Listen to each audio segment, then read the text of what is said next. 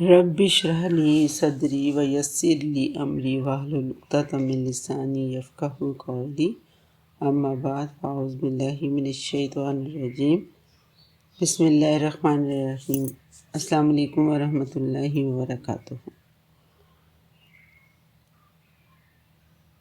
اللہ کی تقسیم پر رضا اور اس پر یقین اور اس پر بھروسہ ہی آپ کی زندگی کا سب سے خوبصورت حصہ ہے، جو آپ کی زندگی میں سکون اور اطمینان پیدا کرتا ہے، جو ہر انسان کی زندگی سے جڑا ہوا ہے۔ یہ ایک ایسا لفظ ہے جسے ہم روزانہ بھی سنتے ہیں اور بولتے بھی ہیں، اور ہم اپنے جملوں میں ایک دوسرے سے بات کرنے میں اس جملے کو، اس لفظ کو بہت زیادہ بولتے ہیں، اور یہ لفظ ہے نصیب۔ کبھی کوئی کہتا ہے میرا نصیب اچھا نہیں ہے، کبھی کوئی کہتا ہے یہ میرا نصیب میں تھا، اور کبھی کوئی اپنی محرومیوں کو نصیب کا نام دے کر دل کو تسلی دیتا ہے۔ لیکن سوال یہ کہ اسلام نصیب کے بارے میں کیا تعلیم دیتا ہے؟ کیا نصیب کا مطلب ہاتھ پر ہاتھ رکھ کر بیٹھ جانا ہے؟ کیا نصیب کا مطلب ہاتھ پر ہاتھ کر بیٹھ جانا ہے؟ ہاتھ پہ ہاتھ رکھ کے بیٹھ جائیں، کچھ کریں ہی نہ، کچھ سوچیں ہی نہ؟ کیا ہر ناکامی کا الزام نصیب پر ڈال دینا درست ہے کیا؟ اور کیا ایک مسلمان کو اپنے نصیب کے بارے میں مایوس ہونا چاہیے؟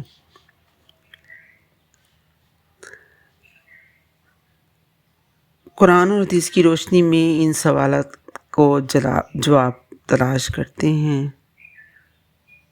اور اللہ نے اس کے بارے میں کیا فرمایا ہے اس کے متعلق بات کرتے ہیں۔ سب سے پہلے یہ بات سمجھ لیجئے کہ نصیب کا تعلق اللہ تعالیٰ کی تقدیر سے ہے۔ اس کائنات میں کوئی پتا بھی اللہ کے حکم کے بغیر نہیں ہل سکتا۔ ہر چیز کلو چیز اللہ کے علم میں ہے۔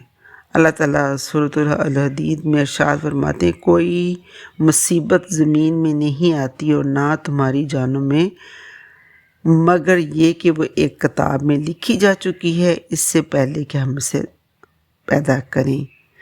یہ آیت ہمیں یہ بتاتی ہے کہ زندگی کی تمام حالات اللہ تعالیٰ کے علم اور فیصلے کے مطابق ہیں، لیکن اس کا مطلب ہرگز یہ نہیں کہ انسان کو کوشش کرنا چھوڑ دے۔ اسلام کا عقیدہ یہ ہے کہ تقدیر پر ایمان بھی رکھا جائے اور عمل بھی کیا جائے۔ رسول اللہ صلی اللہ علیہ وآلہ وسلم نے فرمایا، عمل کرتے رہو کیونکہ ہر شخص کو اسی چیز کی توفیق دی گئی ہے یا دی جاتی ہے جس کے لیے اسے پیدا کیا گیا ہے۔ یہ حدیث ہمیں سکھاتی ہے کہ نصیب پر یقین رکھنے کے باوجود محنت کرنا ضروری ہے۔ آج بہت سے لوگ ناکامی کے بعد بھی کہتے ہیں کہ میرا نصیب خراب ہے، لیکن حقیقت یہ ہے کہ بعض اوقات ہم محنت کم کرتے ہیں اور الزام نصیب کو دے دیتے ہیں۔ میرے نصیب میں یہ نہیں تھا، میری تو نصیب ہی خراب ہے، میں جو بھی کام کرتا ہوں بولٹ ہو جاتا ہوں۔ اللہ پہ توکل کر کے سارے کام کرنے چاہیے، اللہ پہ توکل کرنا چاہیے، نصیب کو ہر وقت دوش نہیں دیتے رہنا چاہیے۔ تو اپنے آپ کو جیسے اللہ نے کہا ہے اس کے مطابق اطاعت الہی کے مطابق اپنی زندگی گزاریں، تو آپ دیکھیے گا آپ کی زندگی میں کتنا سکون ہوگا۔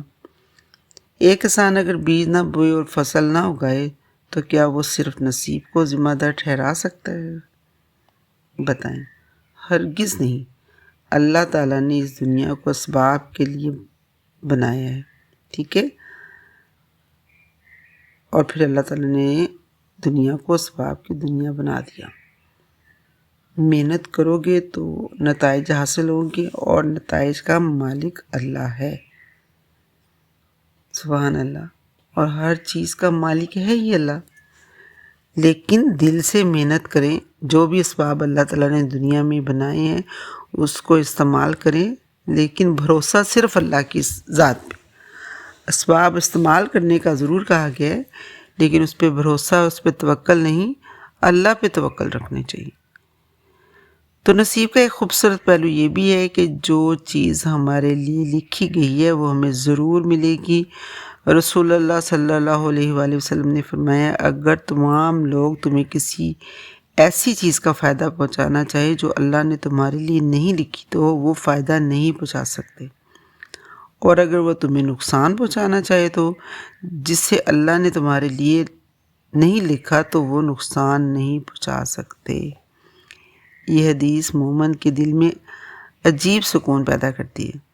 اس سے معلوم ہو جاتا ہے کہ رزق، عزت، محبت اور صحت اور کامیابی، ہر چیز اب اللہ کے ہاتھ میں ہے۔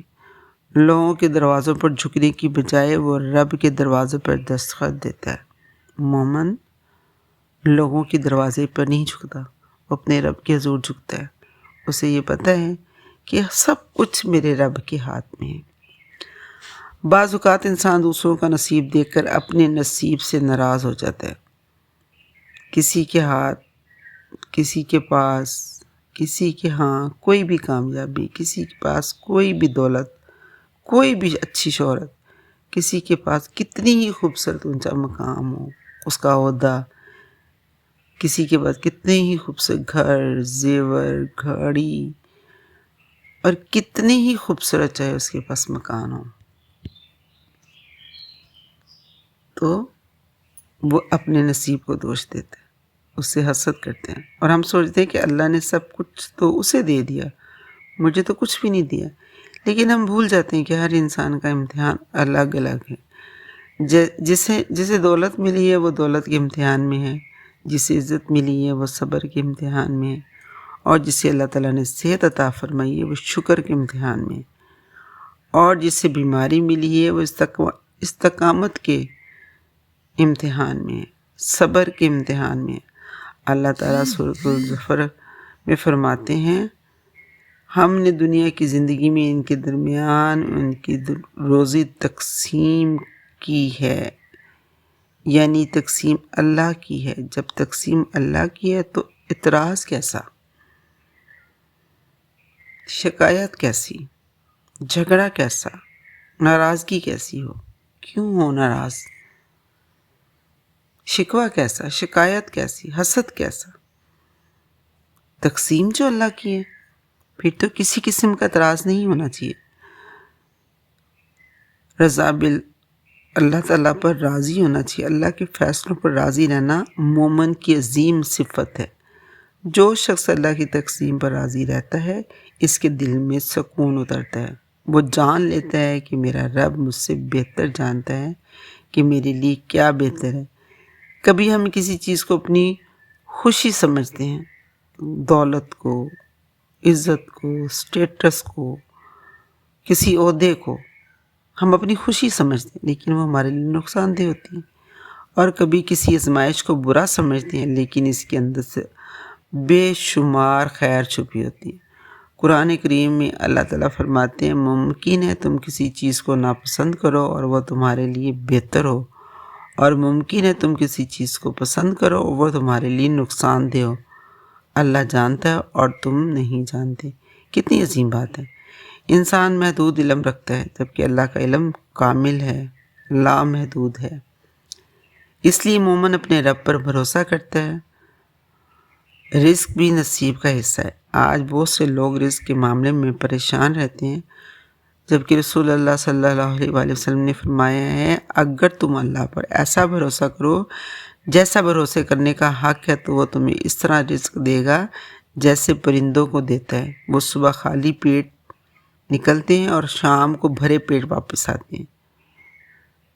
دیکھیے، پرندے گھونسلے میں بیٹھے نہیں رہتے، وہ نکلتے ہیں، کوشش کرتے ہیں، پھر اللہ انہیں رزق عطا فرماتے ہیں۔ یہ اسلام کا پیغام ہے، بھروسہ بھی اور کوشش بھی، یقین بھی اور محنت بھی۔ نصیب کا سب سے جو خوبصورت پہلو یہ کہ اللہ تعالیٰ اپنے بندوں کو حق میں بہترین فیصلہ کرتا ہے۔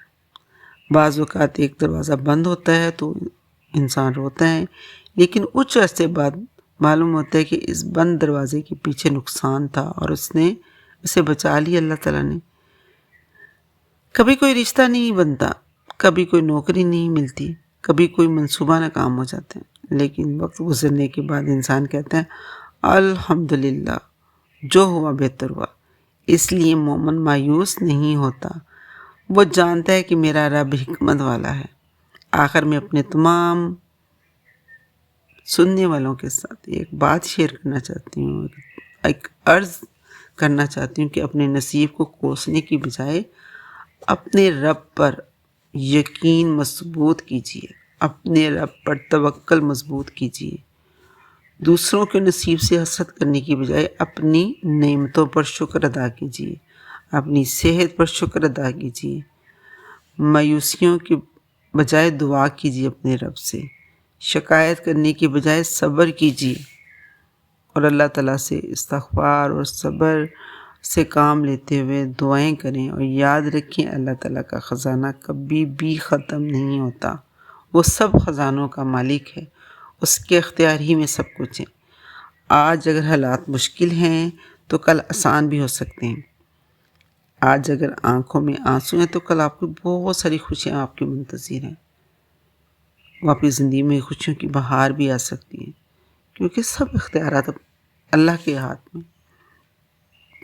اپنے رب سے جو تعلق ہے اس کو مضبوط کیجیے، نماز کی پابندی کیجیے، دعا کو اپنا ہتھیار بنائیں اور اللہ کی تقسیم پر راضی رہیں۔ اللہ تعالیٰ میں تقدیر پر ایمان، نصیب پر رضا اور ہر حال میں شکر و صبر کی توفیق عطا فرمائیں۔ آمین۔ السلام علیکم ورحمۃ اللہ وبرکاتہ۔